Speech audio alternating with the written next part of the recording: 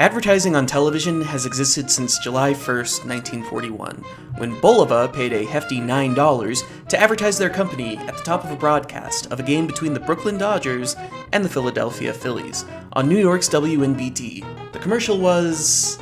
America runs on Bulova time. Primitive, to say the least.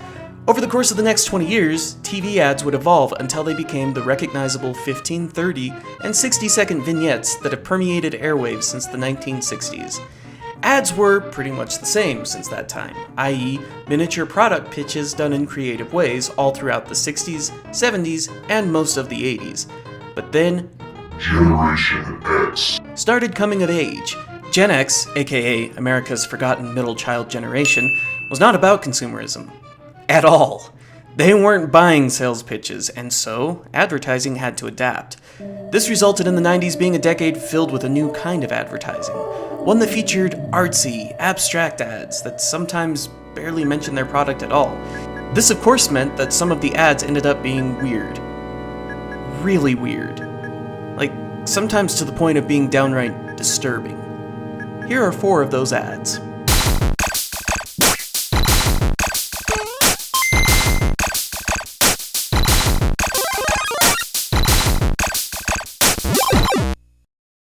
Back in the 70s and 80s, Duracell ran a series of successful ads featuring a pink bunny that manages to outlast all the other toys thanks to the copper top powering it. The 90s kid, I hear you screaming and or madly typing, you mother flippin' piece of shiitake mushroom salad. Energizer uses the pink bunny, not Duracell. First of all, do you kiss your Mormon mother with that mouth? And second of all, it's true, Duracell did use a pink bunny. That is, until Energizer parodied the commercial with their own bunny in 1989. So, by the time the mid-90s rolled around, Duracell was losing sales because people were confusing the 2 battery companies that featured pink rabbits in their commercials. They needed something to set their brand apart once more. And in their desperation, they turned to something they didn't fully understand. So, is everybody using Duracell batteries? You kidding? The second I heard they had a battery that outlasts all other brands, I bought the family a whole case. Reminds me of the first time we tried Duracell batteries. We were living in Tulsa with your great Aunt Emma. We shared a one-room apartment. Herb, did you slip her one of those other batteries? Me? The copper top. Tops them all. Okay. So many questions. Why are animatronic sentient dolls who draw their energy from batteries eating food? Is this the face of a man who says, "Give me cancer now, Lord"? What are the dad and son doing here? Did Herman Munster actually murder their admittedly obnoxious neighbor? And if so, is the family hysterically laughing at that fact? I mean, that's disturbing, right? But most importantly... Oh my God! What's wrong with your face? And action. Romeo, Romeo, wherefore art thou, Romeo? Again, please. Again? Again. Art thou bored? Yeah. Step into a Slim Jim. Oh, yeah! That's my Macho Man. It sounded more like the Kool-Aid Man. This is how you do a celebrity endorsement. Just look at this tower of power, too sweet to be sour. How do you top a commercial like that? Like this? I guess? Dr. Kravitz? Let's lose that appendix.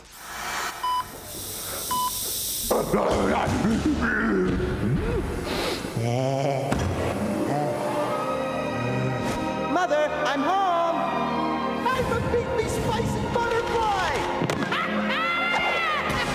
I gotta get out of here!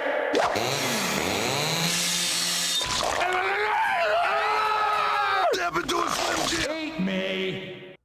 I mean, the Slim Jim Guy campaign as a whole always confused me anyway, since the message of every ad seems to be, "Slim Jim, eat our mystery meat product and watch it destroy your insides." But this particular ad takes it to a whole new body horror-filled level. Nothing like evoking one of the most terrifying and frankly unappetizing scenes in all cinematic history to sell your snack food. Snap into a gut-bursting heartburn, bitch!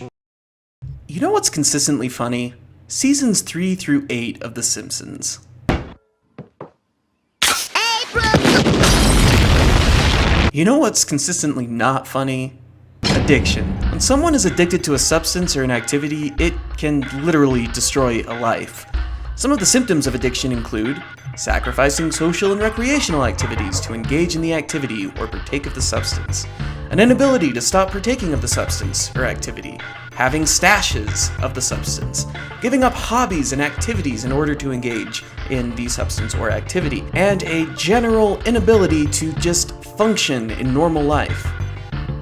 Now I know what you're thinking. With this intro, you probably think I'm going to highlight one of those admittedly and purposefully disturbing anti-drug PSAs, huh?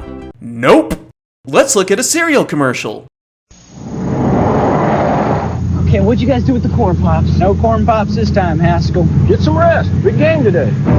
No Kellogg's corn pops? Would they do that to me? Nah. Okay, hand them over. Hand over what? Okay, fine, Pinheads, play without me. I want my pops. Oh, and that tastes like sweet crunchy popcorn. And if I can't have them, I don't play. So there. Arr! Hey, Haskell, don't let them get to you. Me? Oh, I just want to get out there and play. Kellogg's Corn Pops cereal is part of this complete breakfast. I gotta have my pops. Alright, let's check him off here. The kid has a stash of corn pops that he takes with him on trips because he can't stop eating them. He's sacrificing his relationship with the teen with his frankly bizarre behavior. He's swearing not to play the game if he doesn't get his pops. And he clearly cannot function properly if he does not get a pops fix. Let's look at another ad from the famous Gotta Have My Pops campaign. This ad features a young man being lectured to by his parents about responsibility or something. He has no idea what they're saying because all he can think about is getting his pops fix. But I know what they're saying. They're talking to him about the disastrous parent-teacher conference they just had with his high school chemistry teacher, Mr. White, and about how if he doesn't shape up, his life could end up going down the crapper. What we don't see is the Corn Pops party where one of his friends is like, "Hey man, you think Corn Pops are crazy? Wait till you try this cereal. It actually has a taste you can see, man! You can see the taste!" One thing leads to another, and before he knew it, years later, young Jesse Pinkman here was entangled with the Mexican cartel, a madman, another madman, and another madman. That's right. This simple Corn Pops ad can be framed as a prequel to Breaking Bad. Let's talk about Nintendo. I love Nintendo. And I loved the Super Nintendo. What a wonderful console it was. Now the mid-90s, particularly 1995 and onward, was an awkward time for video games. It was kind of like video games were going through puberty because the target audience was growing up. They were teenagers and young adults now. And two players, Sony and Sega, had started advertising to this older generation. Nintendo, on the other hand, who at this point was over 100 years old as a company, decided to play it safe and continue to target young children. However, their 16-bit Super Nintendo was now competing with two 32-bit consoles. I mean, I guess there was also the 3DO and the Jaguar, but come on, guys, they don't count. In an effort to keep up with these technically superior consoles, Nintendo had to get creative with their advertising around this era. I mean, just look at this commercial for Donkey Kong Country 3. I mean, that's a pretty provocative, sexual... Oh my gosh! Ugh! That's not even the ad I'm talking about, guys. In 1995, Shigeru Miyamoto had put together a sequel to Super Mario World, the aptly titled Super Mario World 2: Yoshi's Island, even though it takes place before the original Super Mario World. Now, the backstory to this game is pretty funny. Nintendo said that they had wanted a game with pre-rendered 3D graphics in the vein of Donkey Kong Country. Miyamoto basically gave them a middle finger and decided to make graphics that looked like they were drawn with felt pens, crayons, and colored pencils. In Japan, the advertising for this game really embraced the art style of the game. It's adorable. Look at Baby Mario. Then it came to Nintendo of America, and they were just like, what do we do with this? So I'm picturing this meeting with the advertising agency where they're all sitting around trying to spitball ideas. And then one guy's like, "Hey, this game has a lot of stuff in it, right? The levels are really long, there's a lot of bonus levels, there's 6 worlds? So let's go with that. This game has a lot of stuff. So what can we do with that?" And then this other guy's like, "Hey, you guys remember that scene from Monty Python's The Meaning of Life when that really fat guy comes into the restaurant and he's like puking all the time because he's so fat, and he eats and he eats and he eats, and then finally he explodes and his guts get all over the guests? Yeah, man, that was pretty funny. Let's do that! Let's use that for the advertisement for Yoshi's Island. When is too much too much? To find out, we crammed everything into Super Mario World 2 Yoshi's Island. 60 more levels, massive enemies, huge Yoshi tricks, all served up with the latest graphic technology, Morphmation. No more. Sure you don't have room for another little bonus level?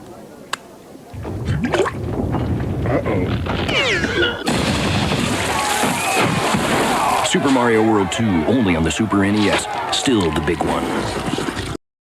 The hell, Nintendo? Thanks for watching my video for disturbing ads from the 90s. Subscribe. Also, check me out on Patreon.